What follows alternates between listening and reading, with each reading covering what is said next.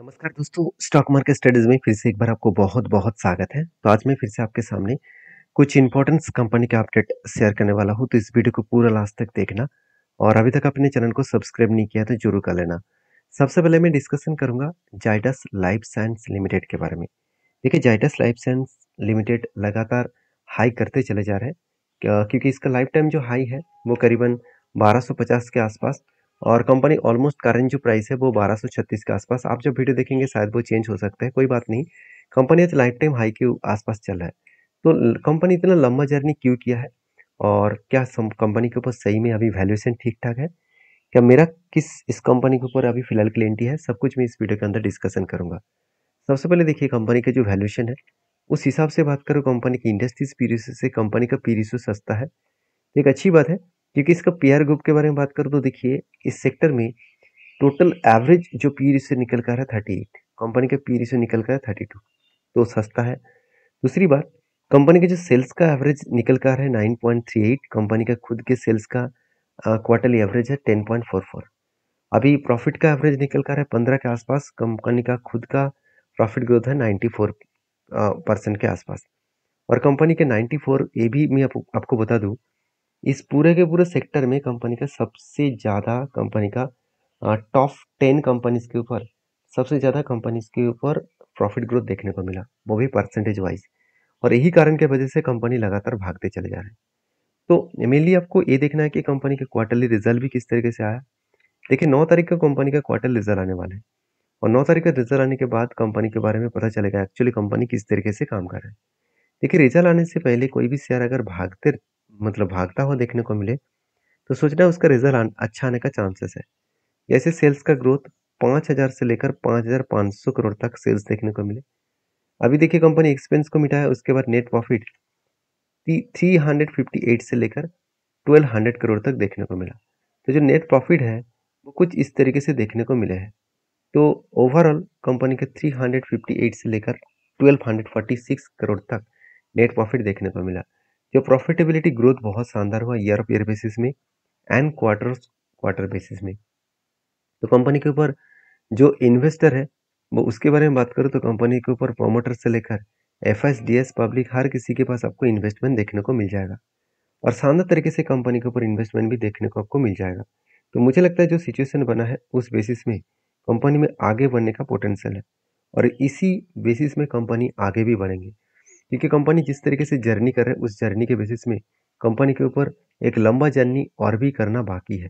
अगर चार्ट को देखा जाए तो कंपनी के ऊपर जो पैटर्न्स बना था कुछ इस तरीके से शोल्डर कम हेड कम शोल्डर बने थे। फाइनली ब्रेकआउट हुआ, ब्रेकआउट होने के बाद कंपनी धीरे धीरे करके इस टारगेट को अचीव किया। तो बेस्ट तरीके से यहाँ पे टारगेट को अचीव किया और इसी टारगेट को अचीव करने के बाद कंपनी और भी लगातार हाई करते करते चले जा रहे हैं। हाँ, मुझे एक दोस्तों ने ये भी कमेंट्स किया कि सर आपने अगर इस जगह पे प्रॉफिट बुकिंग नहीं करता तो आज आपका जहाँ पे एंट्री था उस लेवल से अगर टॉप लेवल तक देखा जाए तो ऑलमोस्ट 80% के आसपास आपको प्रॉफिट मिलता। तो आप तो 50% से खुश हो गया। तो क्या आपने सही डिसीजन लिया? हाँ, बिल्कुल लिया। क्योंकि हमेशा आपको जहाँ पे टारगेट है उस लेवल में एग्जिट करना है। क्योंकि आपने अगर ट्रेडिंग पर्पस में काम किया वो आपको उसी रूल्स को फॉलो करके चलना पड़ेगा। अगर आपने इन्वेस्टमेंट पर्पस में काम किया तो उसके लिए आपको ऑब्वियसली छोड़ के रखना पड़ेगा, कहाँ तक जाएगा वो तो आपको छोड़ ही देना है। तो आपको ये देखना है कि आप किस बेसिस में काम कर रहे हैं, आपके स्ट्रैटेजीज क्या है, आपका रूल्स क्या है। देखिए रूल्स को ब्रेक करके शायद आपको एक दो बार अच्छा प्रॉफिट मिल ही जाएगा, फ्यूचर में आपको बहुत बड़ा दिक्कत झेलना पड़ सकते हैं। ऐसे बहुत सारे एग्जाम्पल मैं आपके साथ दे चुका हूँ। तो आपकी क्या ओपिनियन है इस कंपनी के ऊपर जरूर कमेंट्स करके बताना। नेक्स्ट जो कंपनी उसका नाम है एसआरएफ। देखिए बहुत दिनों से यही बताया जा रहा है कि 2025 के बाद जो केमिकल सेक्टर का जो डिमांड्स है वो फिर से बढ़ने वाले हैं। अभी देखिए डिमांड कितना बढ़ेगा उसका किसी का अंदाजा नहीं है, सिर्फ लोग यही बताए चले जा रहे हैं कि 2025 के बाद ही डिमांड बढ़ेगा। फिर भी देखिए कंपनी का जो क्वार्टर रिजल्ट है, इस बार कंपनी के रिजल्ट के ऊपर मैं बहुत दिनों से आशा करके बैठा था कि रिजल्ट इस बार पिछले क्वार्टर्स को बीट कर पाएंगे, मगर हुआ कुछ उल्टा।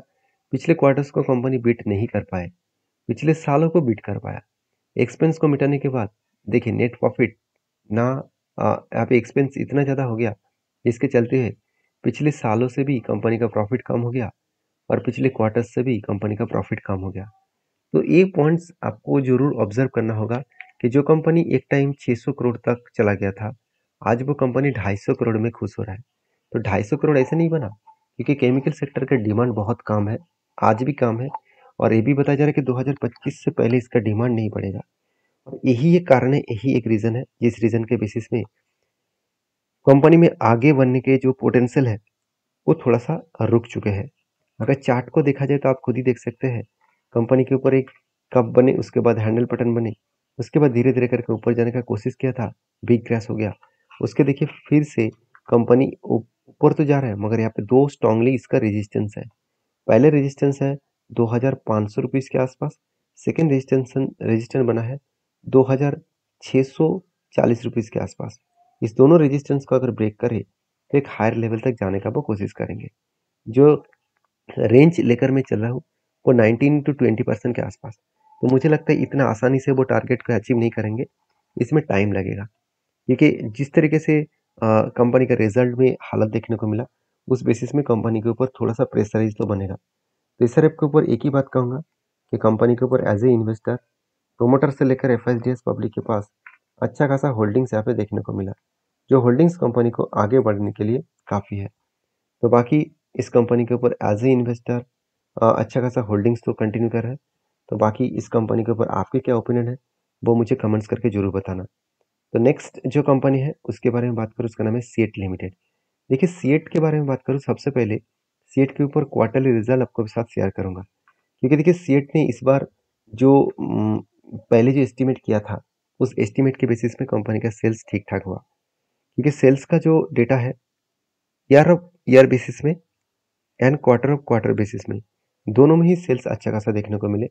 एक्सपेंस मिटाने के बाद नेट प्रॉफिट जो है 144 से लेकर 154 करोड़ तक कंपनी का नेट प्रॉफिट देखने को मिले। तो मुझे लगता है जो सिचुएशन बना है, उस सिचुएशन के बेसिस में कंपनी का नेट प्रॉफिट यहाँ पे जबरदस्त देखने को मिला, जो नेट प्रॉफिट कंपनी को आगे बढ़ाने के लिए, बूस्ट कराने के लिए काफ़ी है। बाकी इस कंपनी के ऊपर इस कंपनी के ऊपर एक चीज़ और भी आपको नोटिस करना होगा कि सीएट का जो मार्केट शेयर है वो कितना है। अगर मार्केट शेयर के हिसाब से बात करूँ तो टायर्स का जो बिजनेस है, वो श्रीलंका में कंपनी 50% मार्केट शेयर लेकर चल रहा है। तो इंडिया में क्या है, इंडिया में टायर जो है वो पैसेंजर व्हीकल्स के ऊपर 15% मार्केट शेयर है, ट्रक्स एंड बसेस के ऊपर 8% मार्केट शेयर है। कंपनी का खासियत पॉइंट यही है कि बड़े से बड़े प्लेयर, बड़े से बड़े दिग्गज कंपनी इसका क्लाइंट्स है, क्योंकि इसका जो डेटा है उस डेटा के बारे में बात करूँ तो आप खुद ही देख सकते हैं, टू व्हीलर इंडस्ट्रीज में 27% मार्केट के ऊपर काम करते हैं, और ट्रक्स एंड बसेस के ऊपर 31% प्रोडक्ट को बेचते हैं, और पैसेंजर कार्स के ऊपर 20%, और ऑफ हाईवे के ऊपर 15%, एंड एलसीवी के ऊपर 7% के आसपास। तो ओवरऑल का जो सिचुएशन है कंपनी का, कुछ इस तरीके से नजरिए आपको देखने को मिले।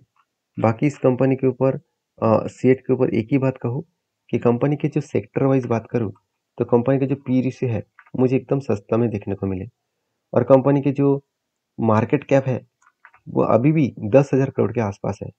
कंपनी के प्रोमोटर होल्डिंग 47 है। कंपनी के ईयर ऑफ ईयर बेसिस में जो सेल्स का ग्रोथ है वो 8%, रिटर्न ऑफ इक्विटी और रिटर्न ऑफ कैपिटल एम्प्लॉयड दोनों ही एवरेज लेवल के आसपास है। मतलब कंपनी में थोड़ा सा प्रेशराइज तो है, और इसी थोड़ा सा प्रेशराइज के कारण कंपनी के जो चार्ट पैटर्न्स बना है, उसी चार्ट को अगर देखेंगे तो कंपनी के ऊपर कुछ इस तरीके से सिनेरियो देखने को मिला। जो सिनेरियो कुछ इस तरीके से है, कंटिन्यूसली एक रेंज स्टेट बना था, और वो भी 25.5% के ऊपर, तो इस नीचे लेवल को जब भी टच किया तब एंटी बने, और इस हायर लेवल तक इसका टारगेट बन सकता है। तो मुझे लगता है जो सिचुएशन बना है उस सिचुएशन के बेसिस में कंपनी के ऊपर एक बिग जर्नी होने का चांसेस है। बाकी आपके क्या ओपिनियन है इस कंपनी के ऊपर, जरूर मुझे कमेंट्स करके बताना। तो नेक्स्ट जो कंपनी है उसके बारे में चर्चा करूँ, उसका नाम क्या है। अगर उसके नाम के बारे में बात करूँ तो उसका नाम है आयुष वेलनेस लिमिटेड। तो आयुष वेलनेस लिमिटेड जो एक 92 करोड़ का कंपनी है, एक नैनो कैप टाइप कंपनी है, और इस कंपनी के ऊपर चार्ट के बारे में बात करूँ तो कंपनी एक टाइम 26 रुपीज़ से 22 रुपीज़ चल रहा था, आज कंपनी अराउंड 285 तक चल रहा है। तो एक लंबा जर्नी कंपनी दे चुके हैं, एक बिग जर्नी कंपनी कर चुके हैं। इसी कारण की वजह से मुझे लगता है कि इंस्टीट्यूशन ने प्रोमोटर ने एक बहुत बड़ा डिसीजन लिया कि इस कंपनी के ऊपर ऑब्वियसली एक के बदले 10 शेयर स्प्लिट के हिसाब से दिया जाए। तो 5 तारीख को कंपनी 1 के बदले 10 शेयर देने वाला है। तो जो लोग स्प्लिट पाना चाहते हैं, एक बार डीपली रिसर्च करें, उसके बाद काम करें। वीडियो में जानकारी अच्छा मिले तो प्लीज़ लाइक करना। मिलते हैं नेक्स्ट वीडियो में, तब तक के लिए धन्यवाद।